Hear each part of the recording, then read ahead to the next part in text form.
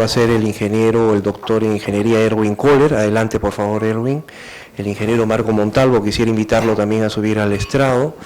Rafael Martins también. Y Julio García, por favor, si tuvieran la gentileza de acompañarnos. Tengo un par de preguntas que llegaron a través del WhatsApp, que hemos difundido durante el día. Y me gustaría comenzar, Marco, con una para ti. Si la utilización de los nuevos neumáticos es tan perjudicial para la vida útil de una vía, ¿por qué lo autoriza el MTC? Gracias. Miren, lamentablemente hay directivas donde se establece cuáles son las disposiciones para que estos buses o estos camiones que tengan este sistema neumático puedan circular por la red vial nacional. Hemos visto directivas desde el año 2003, 2005 y 2006 donde se han ratificado en que efectivamente este sistema de camiones o este sistema de suspensión neumática y bandas estanchas circula por la red vial. Yo creo que en ese entonces, y bueno, parte también de la reflexión es por qué se dio ese permiso, ¿no es así? Y bueno, porque también este permiso también se está utilizando en otras ciudades del mundo, como también en Estados Unidos. Por ejemplo, la super simple también se ha estado utilizando en Estados Unidos. Sin embargo, ahí ya preveyeron, a través de las investigaciones, de que el daño se estaba ocasionando en servicio. En consecuencia, esto nace a través del programa LTPP, que sale en Estados Unidos, donde ya ellos ya no fabrican pavimentos para ser evaluados, sino ya tienen tanta cantidad de pavimentos que están evaluando permanentemente, y ahí una de las consideraciones era este tema de los neumáticos. En consecuencia, hoy día hemos reflejado en esta posición de que ya está haciendo daño este tipo de neumáticos en el Perú. Y lo que estamos planteando es que se haga un estudio de costo-beneficio para ver qué cosa es lo más importante. Se retira, es imposible que se retire ya porque son miles y cientos de estos vehículos que circulan, y lo que sí se tendría que hacer por lo menos es derogar el tema de la bonificación extra, o sea, de ese 10% y regresar todo a la normalidad 48 toneladas. Esto sería una primera instancia. Y segundo, antes de introducir un nuevo neumático de este tipo, se hagan pues investigaciones para poder ya autorizar la circulación. Excelente. Pero ¿cuál fue la motivación para comenzar? Yo me tocó estar justo en Estados Unidos y recuerdo un poco, pero ¿cuál fue la motivación del MTC para autorizar aquí o por presión del mercado? Entiendo que ha sido presión del mercado, y tal es así que, por ejemplo, la última vez que yo tuve este tema conversando con la gente del ministerio, ellos mismos me dicen: ingeniero, ¿qué hago?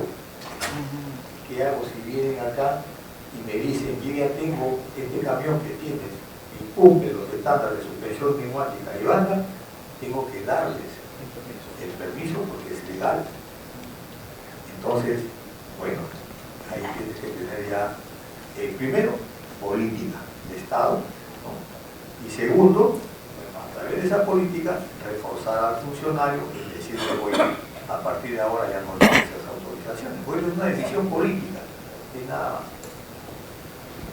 Es una combinación de la investigación técnica y la fuerza política para implementar los cambios.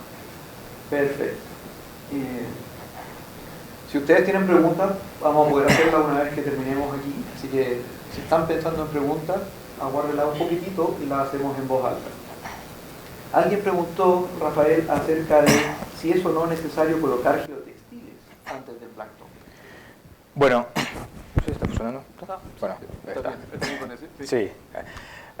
No necesariamente. Lo que hemos mirado justamente, yo creo que los próximos pasos son de poder utilizar una mezcla que pueda tener tal vez un más alto contenido de asfalto y no necesariamente utilizar este tipo de geotextil.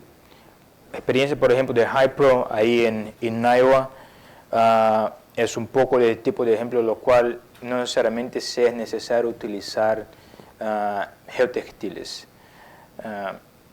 Son estudios recientes hoy en día, hablamos de 2-3 años, lo cual existen en Estados Unidos test groups, que se llama ETGs, lo cual mismo en NCAT, en Auburn, tiene cracking group, que se hace la parte de estudios de grietas y todo esto, justamente mirando, analizando lo que son pavimentos con geotextil, sin geotextil, y yo creo que no se ha llegado a un consenso aún, pero haciendo justamente una mezcla balanceada y dependiendo del nivel de degradación del propio pavimento por abajo, yo creo que se puede sí no ser necesario utilizar. El caso tal vez ahí de Nueva York, se puede mirar en las fotos que yo creo que no había tal vez como grietas, pero sino huecos, lo cual podría poner casi con una mano. O sea, es también un poco del censo y de la experiencia del propio ingeniero de mirar, bueno, yo creo que aquí sea tal vez conservador o no, y cuáles serían los niveles de performance que se podría llegar. Algo que yo siempre hablo, independiente del país o con cliente o con quien sea, nosotros aportamos y disponibilizamos tecnologías a nuestros clientes, que consecuentemente tienen otros clientes como el Ministerio Público, Ministerio de Obras Públicas, de Comunicación y Transporte, concesionarias. Mira, si están con receo, yo creo que ¿por qué no hacer tramos y empezar a evaluar? Porque solamente si nos quedamos pensando y si, nunca vamos a llegar a evoluir en tecnología de pavimentos en los países nuestros aquí de América Latina. Esto que los gringos, los americanos, europeos lo hacen, lo comparten justamente con base en experiencias. Y yo creo que eso sería tal vez un punto de reflexión de vamos a perder un poco del miedo y hacer experimentos y evaluaciones de las técnicas disponibles en el mercado para que se pueda tener una experiencia brasileña, peruana, chilena, boliviana, ecuatoriana, lo que sea. Hay que disponibilizar recursos, gente, cerebro para hacer ingeniería y buscar no solamente tal vez una respuesta que sea la respuesta para todos, yo digo que no. Para la pregunta, si es posible, yo creo que sí, es posible no utilizar geotextil, pero es necesario hacer evaluación con los materiales locales, con los asfaltos locales, y los asfaltos que se tienen, los ardos que se tienen, son como nuestras familias. Cada uno tiene la suya y sus particularidades, y cada uno la conoce mejor que nadie. O sea, haga la evaluación local, que yo creo que es el mejor que se hace en estas cuestiones, para no tener solamente una respuesta, pero contestando, yo creo que sí es posible hacer sin geotextil. Sí, yo quisiera colgarme algo de lo que tú decías acerca de atreverse. Sí, en la ingeniería de pavimentos siguen apareciendo nuevos materiales o nuevas técnicas, y no es correcto que no las probemos, no le demos la chance. El impacto social de seguir haciendo algunas cosas que no funcionan es muy grande, y debiera animarnos a hacer cosas innovadoras, probarlas, controlar el riesgo. Y vamos a escuchar hoy y mañana, bueno, ya no hoy, mañana vamos a seguir escuchando de soluciones, y lo correcto es utilizarlas. Y colgándome lo que tú decías al final de tu presentación, queremos que nuestras familias regresen a casa bien, y pavimentos que son peligrosos para todos. Bueno, esa era mi segunda contribución. Hay algo que yo quisiera resumir de tu presentación, no hay preguntas todavía para ti, pero me gustaría que resumieras lo importante. Bueno, básicamente es que en el mercado encontramos muchas ofertas de mezcladores, muchas ofertas de tecnología, pero lo que debemos tomar en cuenta es la correcta selección de la misma, ¿no? Es muy importante evaluar. En el mercado siempre vamos a encontrar muchas empresas que nos ofrecen muchas diversidad de soluciones, pero como comprador, como usuario de plantas de hormigón, debemos de tener el conocimiento suficiente para seleccionarlas adecuadamente, para que en el futuro nosotros no tengamos ningún problema de utilidades o de rendimiento. Eso es un tema importante, no solo quedarse con la información que a veces como vendedor nosotros proveemos al cliente, sino investigar y realmente considerar que una correcta solución nos va a resolver muchos problemas en el futuro. Llegó otra pregunta, que no viene dirigida a nadie en particular.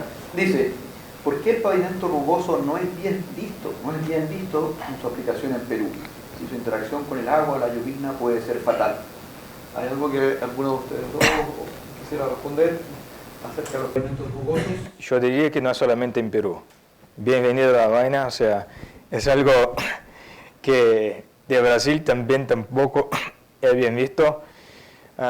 Yo creo que mucho por la parte tal vez del usuario, donde mira, bueno, si tengo un pavimento rugoso, yo tengo que reponer las llantas más porque lo va a gastar y todo, pero yo creo que en estas cuestiones tal vez de mitos, en nuestro papel aquí, desmitificar.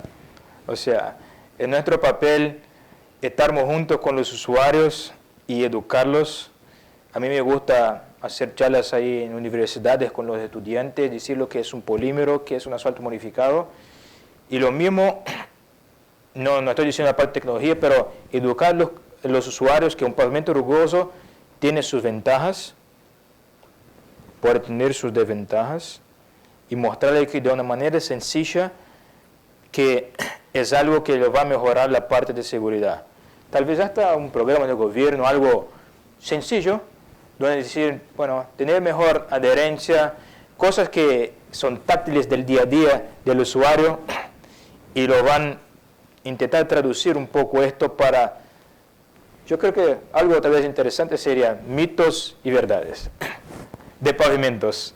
Esto lo hicimos en Brasil, por ejemplo, durante las elecciones. Esto es un mito, no es verdad. Esto está diciendo es mentira. Esto es una verdad. Lo mismo nosotros de la industria, preparamos algo tal vez para los usuarios de mitos y verdades en pavimentos. Eliminar los mitos. Perfecto. ¿Algún comentario que agregar a eso? Yo quisiera distinguir, aquí dice rugoso, pero tal vez esa palabra necesita un poquito de clarificación. Rugoso podría interpretarse como de alto I, o podría interpretarse como textura. Queremos que haya fricción para poder frenar y que haya regularidad superficial para que no vayamos rebotando. Sí. Y coincido, en todas partes queremos pavimentos buenos, que sean cómodos. ¿Hay alguna pregunta del público en estos momentos? ¿Alguien que quisiera dirigirse a los panelistas de esta sesión de la tarde?